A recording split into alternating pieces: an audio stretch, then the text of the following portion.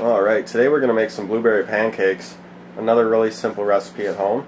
All you need is about 1.5 cups of flour, 3.5 teaspoons of baking powder, 1 teaspoon salt, 1 tablespoon white sugar, 1 1/4 cup milk, 1 egg, and 3 tablespoons of melted butter.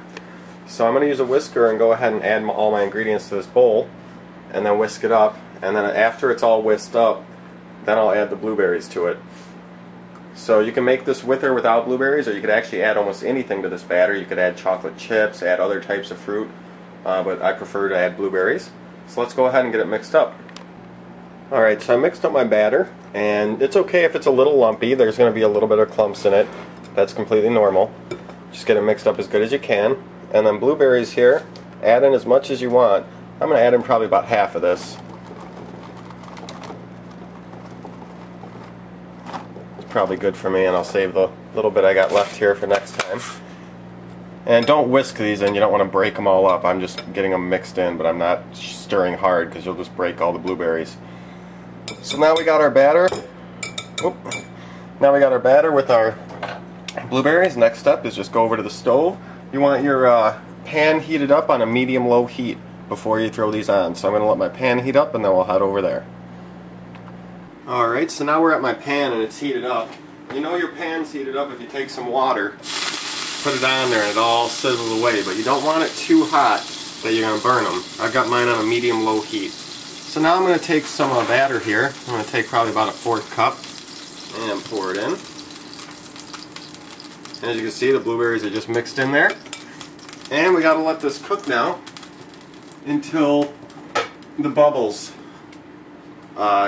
go away. You'll see bubbles start popping up, and then you'll see the edges start to get a little bit more cooked, and that's when we flip it. So I'll go ahead and show you that when it turns out to be ready. Alright, so it's getting close. The bubbles are starting to pop less fast, and I could see the outside starting to look a little cooked. It might be hard to tell on camera. So about now I'd go ahead and flip it. And as you can see, it looks like my pan wasn't completely evenly heated. This side looks nice and cooked. This side could have cooked a little longer. So just keep that in mind when you're starting to cook. I think my pan just wasn't quite heated up. Let this side cook a little longer, and then this one will be done. Alright, I got that one off. I'm going to cook a couple more here. Try to do 2 smaller ones. Lots of blueberries in there. And we're like the same, we're going to let them cook for a while on this side and then flip them. I'm actually going to grab out on my dough here a couple more blueberries to add to this one. Alright, so these are just looking right about ready to flip to me. Go ahead and flip them over. Oh, that's a lot better than last time, nice and darker. And let them cook on this side for a little bit, and then they'll be done, and I'll show you guys the last step. Alright, so there they are, done. Perfectly done blueberry pancakes, and I like to top it off with a little bit of powdered sugar. It's okay, I got a little bit lot there. And then I prefer real maple syrup. I've talked about this before, but it's so much better than that cheap, who knows what's in it syrup. Get some real maple, you don't have to use as much. That should be plenty. Lots of times you'll douse your pancakes with that fake syrup to get a taste. Maple is so much stronger. And then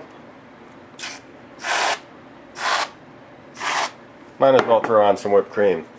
And there we have a very awesome breakfast. Guys, have any questions, let me know. We'll see you guys later.